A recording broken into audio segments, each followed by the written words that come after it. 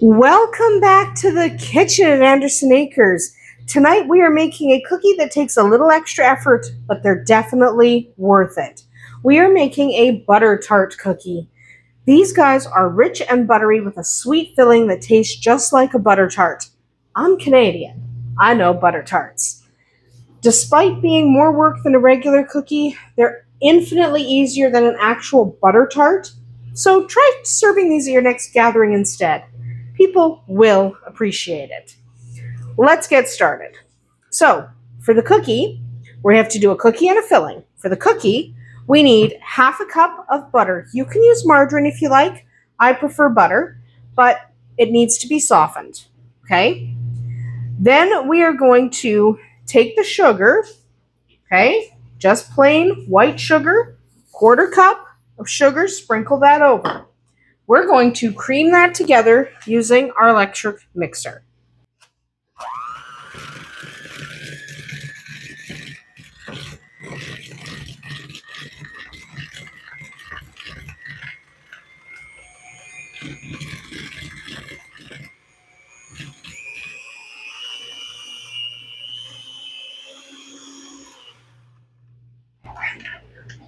Okay.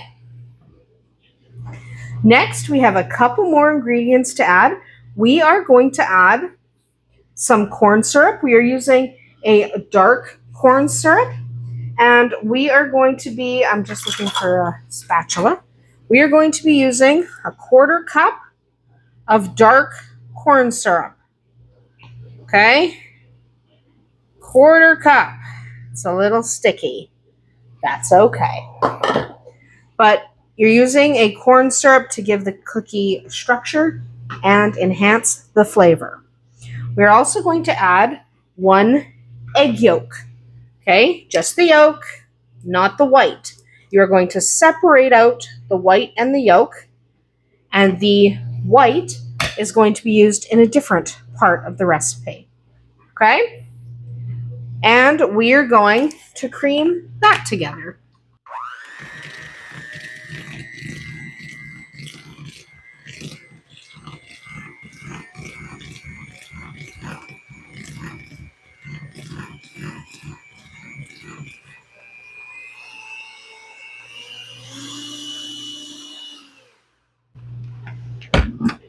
Okay, from there, we are going to add 1 1/4 cup of just regular all-purpose flour, okay?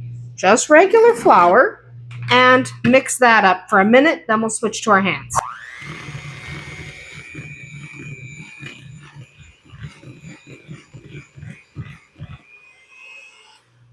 I do it till it's just a little bit crumbly, then I switch to my hands. You could switch to a wooden spoon instead, but I like using my hands to make sure the dough gets the right consistency. And we're just going to mix this up. Then we are going to put this in the fridge. This dough is going to have to set up in the fridge. It doesn't have to set for long. We have to make the filling while we are waiting for this to chill. And by the time we're done making the filling, this dough will have chilled enough for us to use it. Okay, it doesn't have to chill a lot. You see, it's not super loose. It's a little sticky, but it's not super loose. So just use your dough, get in there, incorporate all the ingredients, but don't overmix, because if you overmix, your cookies will be tough and grainy. Okay, so we are going to scrape the dough off our fingers.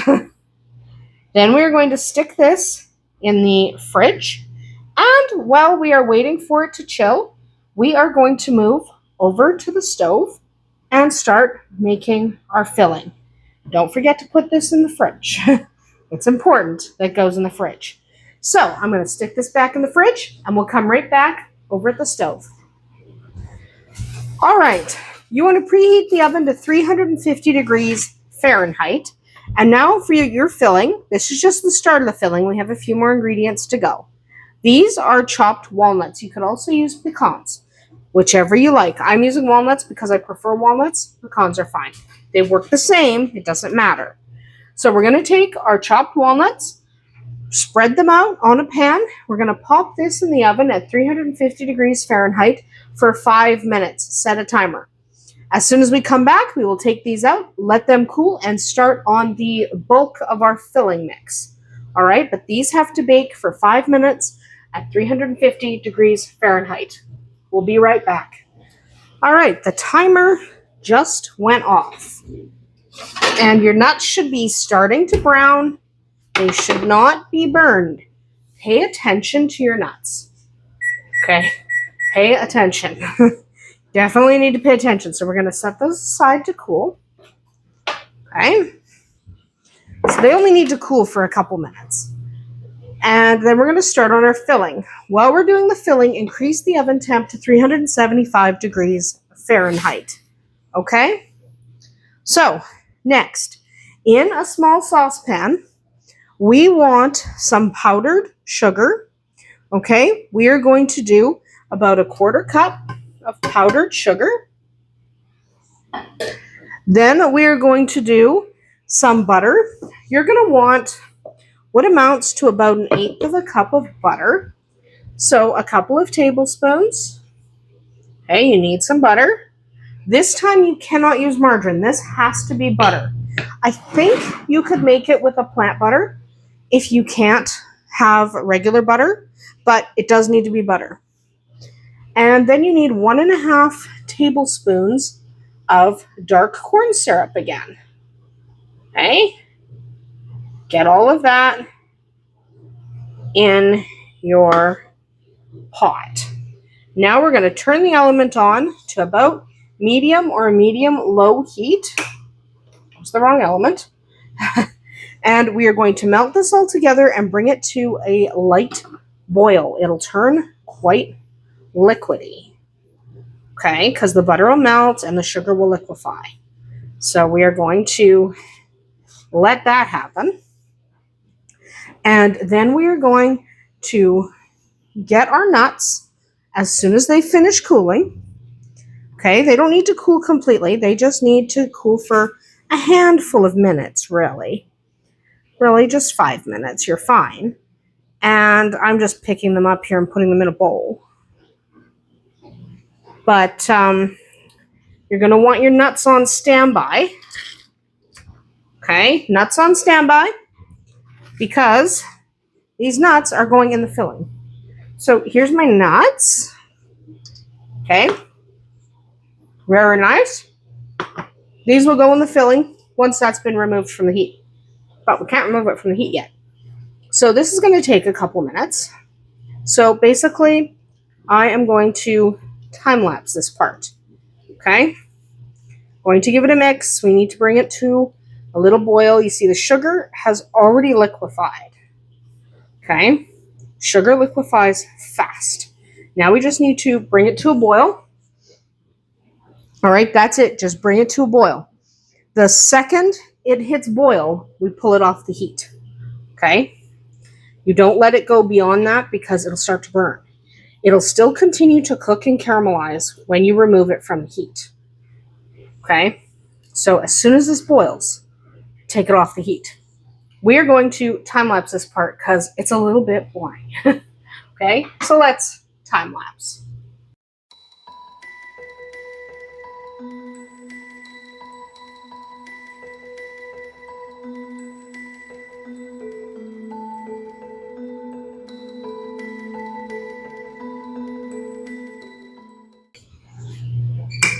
And we're pulling it off the heat, turning the element off, getting our little mixer.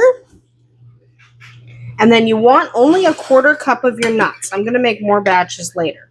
You only need about a 1/4 cup. Get those nuts in there. Mix, mix, mix, mix. Mix, mix, mix, mix. Now we need to let this cool down. Okay, so we're just going to leave it here, let it cool. Meanwhile, let's go fetch our dough and move back over to the counter. All right, this dough has been chilling. So now we're going to take basically a tablespoon worth of dough, squish it in your hand, make them nice, neat little balls. Okay? Do not squish the cookies. While you're doing this, preheat your oven to 375 degrees Fahrenheit. Now, this is kind of a delicate kind of cookie because you have to get the timing right. It's not hard, it's just a matter of timing. So basically what we have to do is we have to get these in the oven at 375, bake them for 5 minutes, pull them out, give them an egg whitewash, okay? Give them an egg whitewash. Then we have to squish them a little bit, and we have to do this fast because they're hot, right? You need to do it while they're hot. Then we need to squish them a little bit with the back of a spoon. We're going to use the back of the same spoon we're using to make our balls. So then you squish them with the back of your spoon a little bit to make an indentation. And you put filling in, and then you stick them back in the oven. So it's a little bit of a delicate rigmarole. So what I'm going to finish doing is making little balls here. Then I'm going to bake them for 5 minutes at 375 degrees. Then we will come back. So we're not going to watch me roll the rest of these because it's boring. But we are going to come back after these have been in the oven for 5 minutes and only 5 minutes, okay? If you overcook them, they will not properly collapse to kind of form the divot where we want to put the filling. So definitely pay attention, 5 minutes only. We'll be right back as they're about to come out of the oven. All right, we're just a few seconds away from our 5-minute timer going off here. We have some egg white that is very lightly beaten. Not even like really beaten, just a little bit beaten. Okay, you see how they've started to spread? What we want to do is take our egg white, a little bit on each cookie. Okay, just a little. Just a little. This egg white helps set them. Okay, so they don't spread too much more. They'll spread a little bit more. There we go. Little egg white. Then we're going to take our spoon. Before I do that, I am going to go get the filling. The filling is mostly cool. Then we're going to take the back of our spoon, push a divot, okay? And I forgot that I'm supposed to spray the back of my spoon with cooking spray. My bad. Spray the back of your spoon with cooking spray, okay? Spray it with cooking spray. Spray the back of your spoon with cooking spray and give it a divot, okay? Little divot. Spray with cooking spray. Yes, I forgot to spray with cooking spray. If you don't spray with cooking spray, yeah, it's going to stick. Okay? So, I'm just going to get a paper towel to wipe off the residue here because I've got residue from the cookie. But, yes, spray. Dip. Spray. Dip. Okay? So what we're going to do is do that. And instead of doing all of them, I'll just show you. We then take a little bit of the filling and put it in the divot. Okay? A little bit of the filling. Put it in that divot. Just a little. You don't need very much. Okay? This should get you about a dozen cookies. I have like a dozen and then a little cookie. So just keep doing that. Then they go back in the oven. Okay? These go back in the oven for another 9 minutes. Still at 375. So I'm going to finish pushing all of these little guys. And then we are going to put them in the oven again. And when they come out, we will take a look. All right. Our timer just went off. Put my glove on so I don't burn my hand. Carefully. So we have butter right there. We don't want to melt it. So now you're going to set a 2-minute timer. And every once in a while you'll have one that'll spread weird. It doesn't matter. I used a little bit too much butter, to be honest. So I'm setting a timer. I had about 2 tablespoons too much in the way of butter. But you're setting a timer now because these need to stop bubbling. Okay? Now these are delicious, delicious cookie. But if you take them off right now, like I'll show you with this one, if I take it off right now, it's not going to hold its structure at all. And this one's already not holding structure great, which is fine. You can try to push the filling back in, but it's not really that big a deal, right? They still taste delicious. There we go. But if you're going to do this, you have to do it while it's hot, hot, hot. Okay? Because once it starts to set up, you will not be able to do this very easily. So if you have ones where the filling escaped, which happens, especially when you pile it high like I did, but I like it piled high. I like my filling piled high. But you can, yeah, you can just kind of fudge them around a little bit. There we go. And these are so good. Okay, these are so, so good. Try this one. I love these cookies. So what we're going to do is after our 2-minute timer elapses, we're going to transfer them to the cooling tray, and they need to cool completely. That doesn't take very long, but they do need to cool completely before you start messing with them. Because if you bite into them when they're warm, the cornstarch in the filling is going to burn your mouth. So don't do that. All right. We will transfer these in about 10 seconds.